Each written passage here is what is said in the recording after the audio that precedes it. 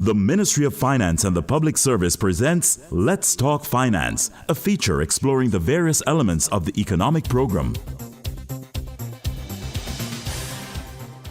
Welcome back to Let's Talk Finance here on Nationwide 90 FM. We're talking about public sector transformation for growth and development. My guest is Wayne Jones, OD, JP. He is Deputy Financial Secretary out of the Ministry of Finance and the Public Service. Last week, we laid the groundwork for the conversation, looking at an overview of public sector transformation, drawing parallels between where Jamaica is, where it wants to be vis-a-vis the top public sector bureaucracies in other parts of the world, and the steps that have been taken to take us there. The overriding sentiment from Wayne Jones in the first installment was that there is a solid enough plinth from where Jamaica can move to where it wants to be in a few years from now. We pick up that discussion. Welcome again, Wayne. Thank you, George. Good to be back with you. Good. Let's talk now about the strategic human resource management component of public sector transformation. It may seem unsexy, but it's very important. Absolutely. And in fact, all that we spoke about last week not going to be possible unless we put the focus on the people. Mm-hmm. We use all kinds of nice, terminologies to refer to the people, human resource, human capital, and so on. But it's the people that we're talking about. And it's the people that must make the system work. So just to share with the listeners quickly, there's 4 areas of focus under the Strategic Human Resource Management Program.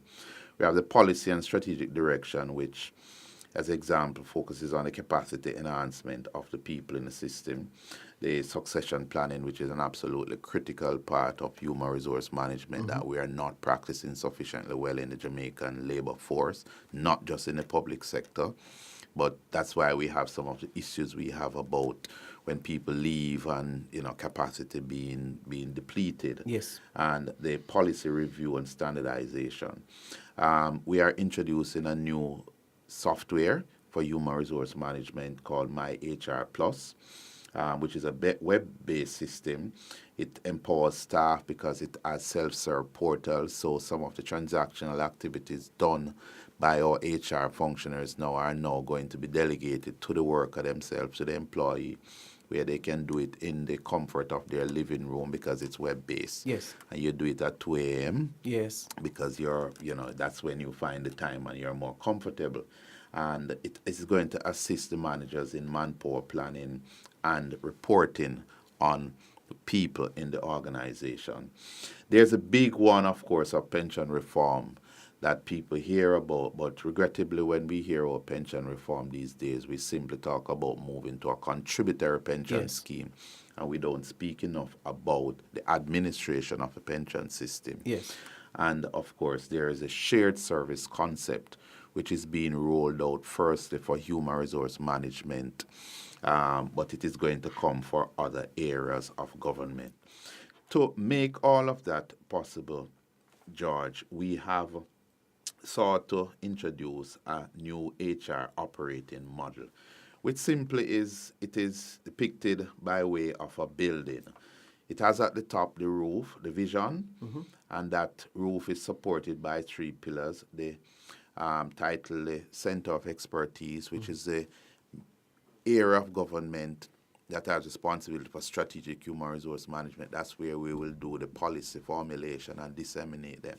And that is my division and my ministry. The ministry is responsible for the public service, along with the Office of the Services Commission. Yes. And it's important to distinguish, because while the Ministry of the Public Service has overarching and overall responsibility, there's a constitutional provision whereby the Office of the Services Commission services some public service commissions that has some responsibility for central government employees. And in a government where we have so many public bodies that the Office of the Service Commission does not exercise jurisdiction over, it is important that the 2 of us work together to close those gaps. You have the second pillar, which is called the HR business partners. Simply, these are the people in the ministry, departments, and agencies carrying out the HR functions, who will then take the strategic policies that have been done at the center by the centers of expertise and disseminate them throughout their organization. And then there's the HR Shared Service Center that we're setting up, which is effectively going to take away from the ministry, departments, and agencies all of those transactional activities that now have them bogged down so much so that they can't think strategically, the HR functionaries. They're always down in the trenches and out dealing with the nitty-gritty. Dealing with the nitty-gritty. Of course, that is going to be supported significantly by the MyHR Plus software. So the technology is going to be there, and the what we call the Public Employees Pension Administration System. That's a pension that is also part of the technological base that we're using. And of course, that rests on top of a value system that speaks to the kind of public sector worker that we want. So we'll be moving to seek to almost recreate the public officer. So we're working through what a good public officer must look like. That's part of what we want people to feel that they're important. We want them to know what it is that's required for them to work in the public sector as it's transformed. And so we're talking about a competency framework being developed by the Management Institute for National Development, which will make it clear to all and sundry what competence. You'll have some basic competencies for everybody to enter. But then when we go to the specific jobs, these are the competencies that are required. If you look at the job descriptions now, they are not as explicit and clear.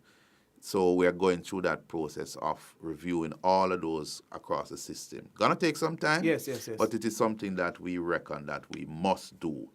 And so those are some of the strategic human resource management activities that we're carrying out at this time, aimed at creating that public officer to support the transformed public sector of which we spoke. I'm keen on all of what you've said about the human resources revolution in terms of the system, from a systematic perspective, a systemic perspective, and of course, as it relates to the people. Because here's the thing, I remember in 2008, when I worked in the public sector between 2008 2010, and upon signing my contract, the contract said, any other duties which may be assigned from time to time. And I'm saying, well, this doesn't make sense in an environment where you're talking about SMART goals, specific, measurable, achievable, realistic, and time-bound. There's nothing smart about any other duties which may be assigned from time to time. You could come here one day and say, George, go and wash up the dishes in the kitchen. And I would be expected to do it, because I'm saying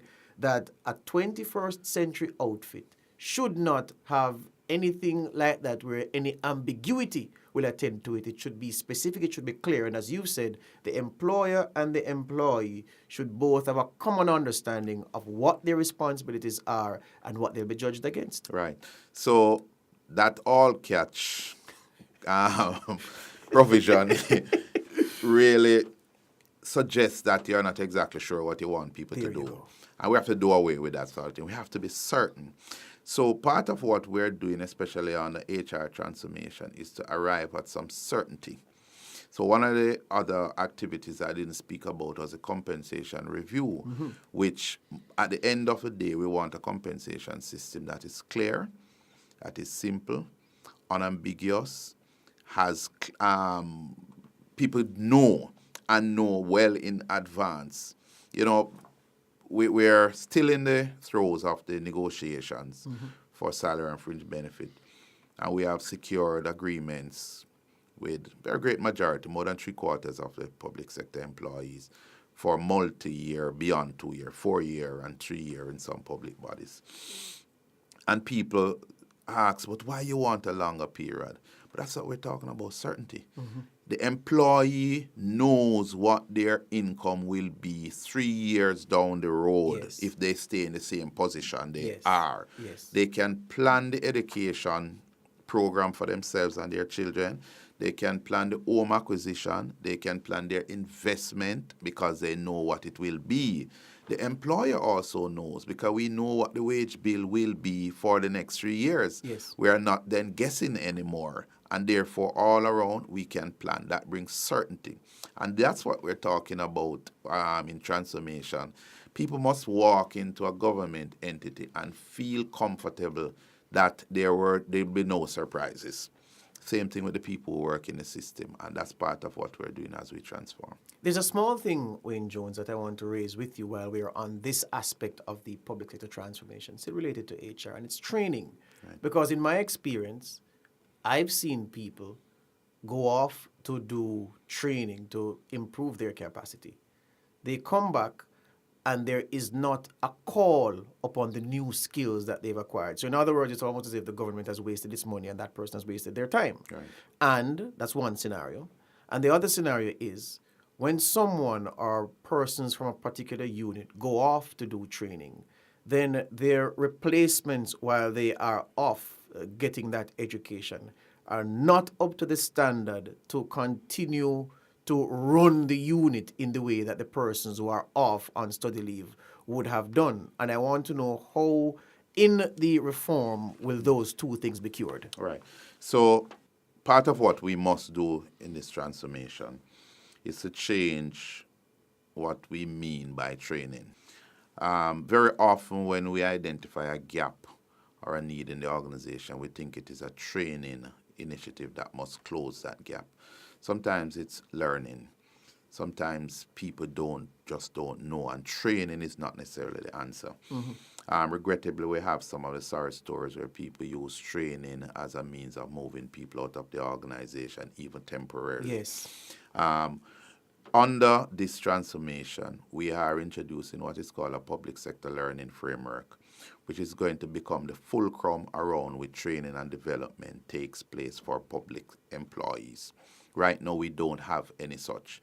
So if you look at the different budgets in the various ministries, departments, and agencies, some of them have a token provision for training. And in order to utilize that before the fiscal year is out, people will send people go do all kinds of things. Almost frivolous. Indeed. Yes. That really has no bearing and connection to the overall objectives of the organization, whether the micro or at the macro level.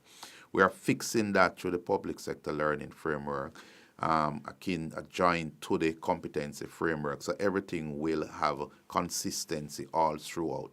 So people won't just go off and you don't know how the work is going to be continued.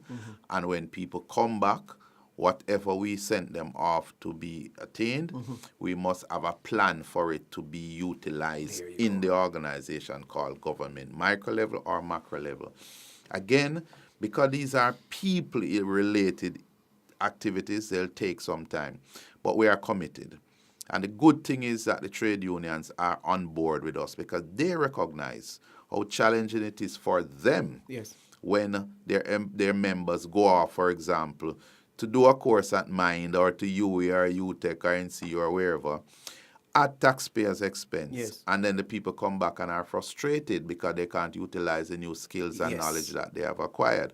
And that usually leads to conflict in the workplace, which can lead to discipline, which can lead to grievance issues. We are trying to fix that through training around the PSLF. We may have 30 seconds left, and I want to squeeze in one last question. The other frustration for people, Wayne Jones, over time, and as you know very well, given the previous hat you wore with the civil service, people who in a post have a bachelor's degree, over time, and sometimes even at their own expense, they now have a master's degree or a bachelor's degree in a second discipline plus a master's degree. And they make representation to HR, well, say, well, ma'am or sir, here it is that I have increased and enhanced my qualifications, enhanced my capacity to do this job or anything else in the company. I humbly propose that I be given a salary increase. They're told no. And the scope for mobility and promotion is another issue we have in the problem. We don't have enough of that. There are rules around how you move in a salary scale, for example, having acquired additional tertiary qualification. You get additional increment and so on and so forth, and people are entitled to that by agreement, so they're supposed to get that. But my own view is that it must not stop simply by getting a few incremental points more. You must be able to be reassigned in a new area, whether it's promotional or it's lateral movement. where you get an opportunity to use the skills and the competence and the knowledge And that's that the you would key. have acquired. Because other than that, it's a waste of my time Yes. as employers and resources as well as the employees. And that's something that we have to fix. And we are committed to doing that. And we have the support of the people in the system who, by the way, want to see a better public sector. You know? Yes. The workers want to Yes. work in a better place. Yes. They are disgruntled. They are unhappy with where they are working now. They want to be proud public officers. And that's what we're trying to fix. Wayne Jones, ODJP, Deputy Financial Secretary, thank you for your time this week. My pleasure. That's it for Let's Talk Finance. We return next week with the final installment in this look at public sector transformation for growth and development. That was Let's Talk Finance, brought to you by the Ministry of Finance and the Public Service.